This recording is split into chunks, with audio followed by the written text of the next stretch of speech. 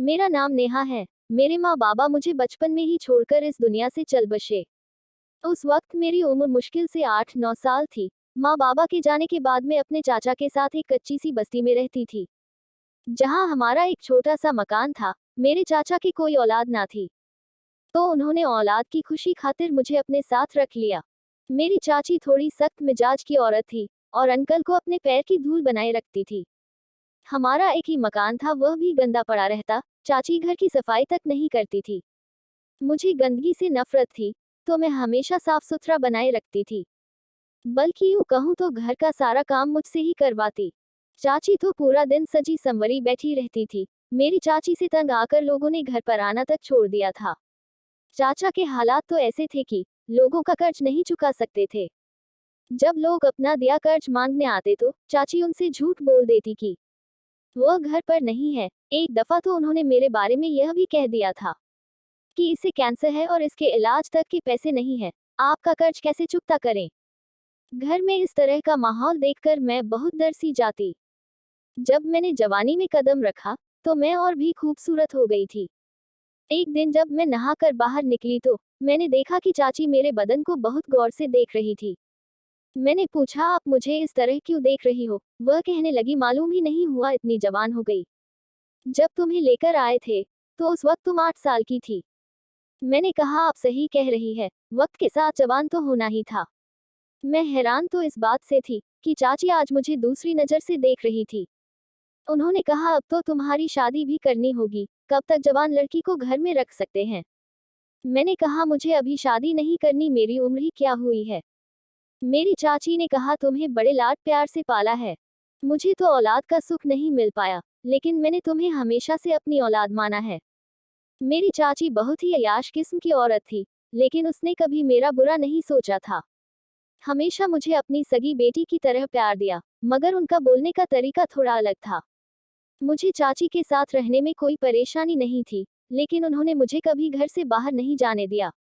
इस बात का मुझे बहुत अफसोस है। अगर आज मेरी माँ जिंदा होती तो मैं भी कहीं बाहर घूमने के लिए जा सकती थी। आखिर माँ तो माँ होती है, उसकी जगह कोई दूसरी औरत कैसे ले सकती थी।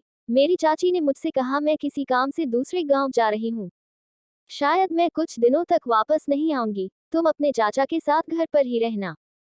मैं हैरान हुई कि चाची तो कभी दूसरे गांव काम कहीं नहीं जाती, तो अचानक से उनका कौन सा जरूरी काम आ गया जो कुछ दिनों तक जाने का बोल रही है। मैंने चाची से पूछा, आप तो कहीं बाहर जाती भी नहीं, तो आज अचानक से दूसरे गांव जाना? इतना सुनते ही गुस्से से कहने लगी, तुम अपने काम से काम रखो। मैं जो तुम्हें कह रही हूँ उस पर ध्यान दो। मैं जा रही हूँ, जब तुम्हारे चाचा घर आए तो उनसे कह देना।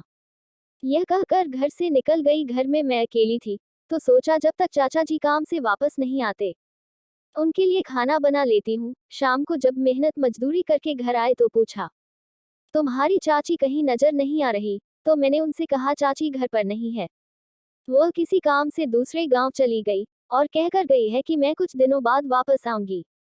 मेरी बात सुनकर चाचा हैरत से पूछने लगे, किससे पूछकर गई है? मैंने कहा कि मुझसे तो पूछकर नहीं गई चाचा जी, वह तो आपको बताने का कहकर चली गई, पर कह रही थी कोई जरूरी काम आया है। चाचा कहने लगे, मैं तो इसकी की करतूतों से परेशान हो चुका हूँ। वैसे चाचा जी की चाची के साथ कुछ खास नहीं बनती थी, क्योंकि चाचा जी मुझे अपने साथ नहीं रखना चाहते थे। वह कहते थे कि हम इसकी परवरिश नहीं कर सकते, लेकिन चाची मुझे अपने साथ रखने की जिद पर अड़ी रही, तो मजबूरन चाचा जी को उनकी बात माननी पड़ी। मेरी चाची कभी किसी से घूंघट नहीं करती थी, जिस वजह से हर रोज एक दूसरे के साथ झगड़ते रहते थे। यहाँ तक कि चाचा जी गाली देने तक उतर आते थे। चारपाई पर बैठे अपने आप से कह रहे थे कि जब वापस आएगी तो उससे बात करूंगा, उसे घर से निकाल दूंगा। इस तरह की बातें सुनकर मैं ज्यादा हैरान नहीं थी, क्योंकि चाचा जी अक्सर हमेशा यही कहते रहते थे। चाची 2 दिनों बाद गांव से वापस आ गई। मुझे पता था कि घर में हंगामा शुरू होगा, इसलिए मैंने चाची जी से कह दिया कि ज्यादा शोर शराबा मत करना, वह बहुत गुस्से में है। फिर वह बदतमीजी पर उतर आए, मगर चाची ने उनकी बातों का कोई जवाब नहीं दिया और सुबह होने तक घर में सब कुछ ठीक हो गया। अगले दिन चाची ने मुझसे कहा, बेटी नेहा, आज तुम कमरे में मेरे साथ ही सो जाना। मैंने कहा कि नहीं, मुझे आपके साथ नींद नहीं आएगी, मैं अपने कमरे में ही जाकर सो जाऊंगी। अब मैं जवान हो चुकी हूँ, मुझे अकेले सोने में कोई परेशानी नहीं है। चाचा जी के होते हुए आपके साथ कमरे में कैसे सो सकती हूँ? उन्होंने कहा, चिंता मत करो, तुम्हारे चाचा जी आजकल बाहर सोने लगे हैं, इसलिए कमरे में अकेली ही रहती हूँ, दोनों मिलकर खूब बातें करेंगे। चाची की इस बात को सुनकर मैं उनके साथ सोने के लिए हाँ कर दिया, क्योंकि बचपन से मेरे साथ बातें करने वाला कोई नहीं था और घर से बाहर भी नहीं जाने देते थे। चाची के साथ उनके कमरे में जाकर सो गए और मेरे सामने उन्होंने सजने संवरने वाली तरह तरह की चीजें रख दी।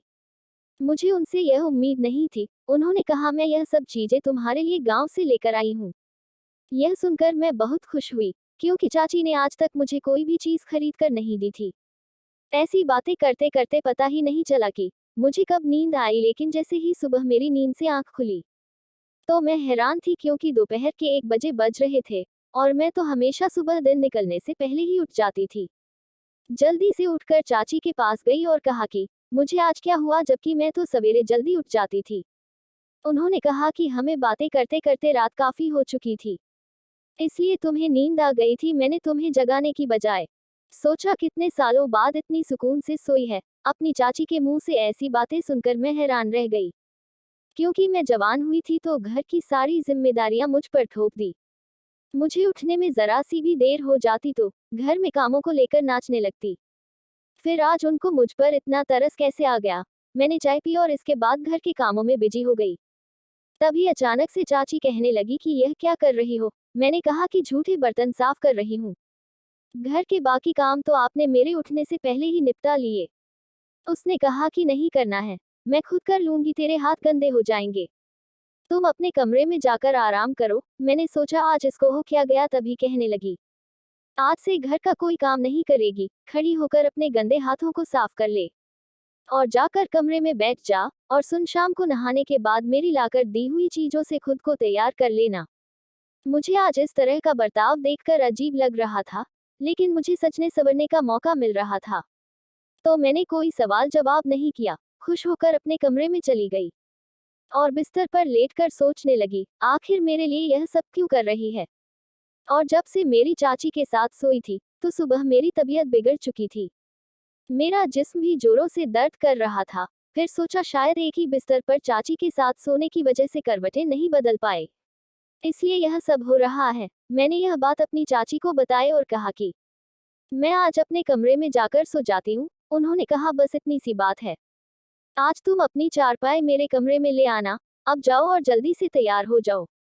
मैं अपने कमरे में तैयार होने चली गई और जब सोने का वक्त हुआ तो उनके कमरे में अपनी चारपाई लेकर आ गई। वैसे भी अब मुझे चाची के साथ रात भर बातें करने की आदत हो चुकी थी, लेकिन दिन ब दिन मेरी तबीयत भी बिगड़ती चली गई। मेरे जिस्म में अजीब किस्म का बदलाव दिखना शुरू हो गया, जो कि चाची के कमरे में सोने से पहले बिल्कुल भी नहीं था। मुझे ऐसा महसूस होने लगा कि मैं वक्त से पहले ही जवान हो चुकी हूँ और हमारे घर में भी कुछ अजीब सा होने लगा था। मेरी चाची का मुझे इस तरह तैयार करके अपने पास बुलाना यह कोई छोटी बात नहीं थी। अब तो मुझे भी कुछ गड़बड़ लगने लगा। आजकल मेरे चाचा भी मुझसे दूर रहने लगे, जबकि पहले अपने काम से वापस घर आते तो कुछ पल के लिए मेरे पास बैठकर बातें किया करते। अजीब बात तो यह थी कि मेरी चाची मुझसे घर का काम कराने की बजाय सारा दिन आराम करवाती। मुझे कुछ समझ नहीं आ रहा था कि मेरे साथ यह सब चल क्या रहा है। एक दिन जब सुबह अपने बिस्तर से उठी तो मेरी कमर में अजीब किस्म का दर्द हो रहा था। मैंने चाची को बताया तो उसने बात को बदलते हुए कहने लगी, देख तुम्हारे लिए बाजार से क्या लेकर आई हूँ। वह मेरे लिए लिपस्टिक और एक जोड़ी झुमके लेकर आई थी। यह देखकर बहुत ज्यादा खुश हुई और सारा दर्द बुलाकर उनके गले से लिपट गई। लेकिन जैसे ही शाम हुई तो कहने लगी, जा अब जल्दी से तैयार हो जा, आज मैं जो तुम्हारे लिए लाल रंग की लिपस्टिक लेकर आई हूँ, उसे लगाना भूलना मत जाना। यह सुनते ही मैं एकदम से शौक उठी। झुमके तक तो बात ठीक थी, मगर लिपस्टिक वाली बात थोड़ी अजीब थी, क्योंकि यह सब तो शादीशुदा लड़कियों इस्तेमाल करती है, मगर मेरी तो अभी तक किसी से शादी भी नहीं हुई। मैंने हैरत से पूछा, चाची मैं तो अभी तक कुंवारी हूँ, तो फिर यह कैसे लगा सकती हूँ? तो उन्होंने इस बार बात को घुमाने की वजह कहा, तुमसे शादी कौन करेगा, शादी करने की बात तो भूल जाओ। मैं हैरान थी कि एक तरफ तो मुझसे घर का कोई भी काम करवाती और अब यह कह रही है कि शादी करने का सपना भूल जाओ। अब मुझे बहुत चिंता हो रही थी। मेरी चाची इतनी भी अच्छी नहीं थी। जो मेरे सामने अच्छी होने का नाटक कर रही थी, इसका मतलब कोई तो ऐसी बात है जो मुझसे छुपा रही थी। मुझे जाना ही होगा, लेकिन मेरे लिए यह सब इतना आसान भी नहीं था। मैं अपने कमरे में चली गई और सोचने लगी कि अचानक चाची को मुझ पर इतना प्यार कैसे आ रहा है। और यह तो बिना मतलब के कुछ भी नहीं करती। मुझे ऐसा लग रहा था जैसे मेरे साथ बहुत बुरा होने वाला है। एक दिन मैंने ठान लिया कि आज कुछ भी हो जाए, सच्चाई का पता लगाकर ही रहूंगी। जैसे ही शाम हुई तो मैं तैयार होकर चाची के कमरे में चली गई।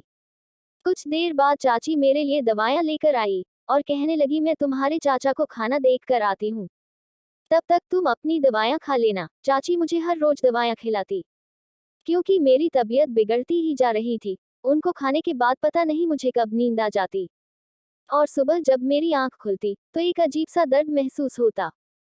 चाची के कमरे से निकलते ही मैंने दवाएं लेने की बजाय छिपा दी और रोज की तरह सोने का नाटक करने लगी। मेरी चाची मेरे सामने हमेशा तो सो जाती थी कि जैसे उनकी आंख लग गई हो, लेकिन आज वह सोई नहीं थी, बल्कि मेरे पास बैठी किसी से अजीब तरह की बातें कर रही थी। सामने वाले से कह रही थी, उसको मत लेकर आओ, वह बड़ी ही बदतमीजी करता है। सुबह यह मुझसे कह रही थी कि मेरी कमर में दर्द हो रहा है। मैंने बड़ी मुश्किल से झूठ बोलकर बात को घुमा दिया था। उसको रहने दो, किसी और को भेज दो, पता नहीं किसे बुलाने को कह रही थी। मुझे बहुत अजीब लग रहा था, लेकिन मैं नींद आने का बहाना बनाकर लेटी रही।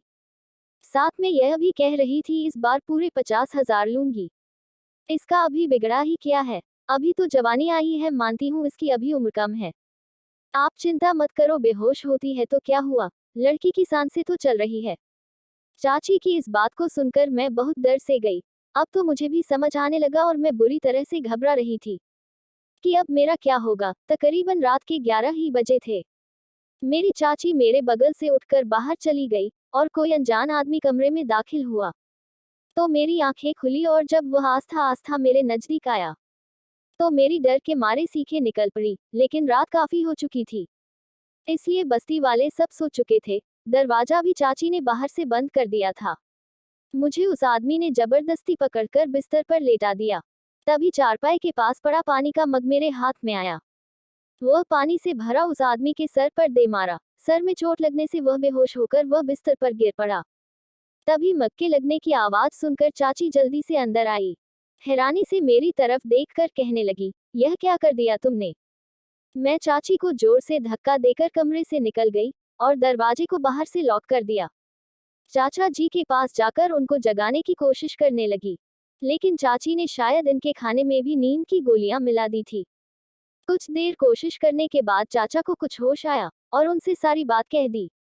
मैंने यह भी कह दिया कि वो दोनों कमरे के अंदर हैं और मैंने दरवाजा बाहर से लॉक कर दिया है। चाचा ने जल्दी से पुलिस स्टेशन फोन लगाया और उनको इसी वक्त घर आने का बोल दिया। चाचा मुझसे कह रहे थे, बेटी घबराओ मत, कुछ नहीं होगा, मैं हूं ना। चाची बार बार अंदर से दरवाजा थपथपा रही थी। कुछ देर इंतजार करने के बाद 4 लोग आए और हमने उन दोनों के खिलाफ रिपोर्ट दर्ज करवा दी। चाची और उस आदमी को पकड़कर अपने साथ पुलिस स्टेशन ले जाकर जेल में डाल दिया। मेरे चाचा चाची की इस घिनौनी हरकत को देखकर रोने लगे और कहने लगे, बेटी मुझे माफ कर दो, इसने तो मुझे तक नहीं बख्शा। तुम तो फिर भी पराए औलाद हो। मैंने चाचा से कहा, इसमें आपकी कोई गलती नहीं है। इतने दिनों से मैं भी आपको गलत समझ रही थी। मुझे चाची की मोहब्बत ने इस कदर अंधा बना दिया था कि मैं उनकी मोहब्बत के पीछे का सच कभी नहीं देख पाई। पता नहीं कितनी रात मुझे किसी गैर के साथ सुलाती रही। सच कहते हैं कि जिनके सर से माँ बाप का साया चला जाता है, दुनिया उस पर कहर बरसाना शुरू कर देती है। तो दोस्तों, यह थी आज की कहानी। आपको कैसी लगी कमेंट बॉक्स में जरूर बताएगा। चैनल को सब्सक्राइब और वीडियो को लाइक जरूर कीजिएगा और मुझे दीजिए चाचा तकली कहानी तक। धन्यवाद।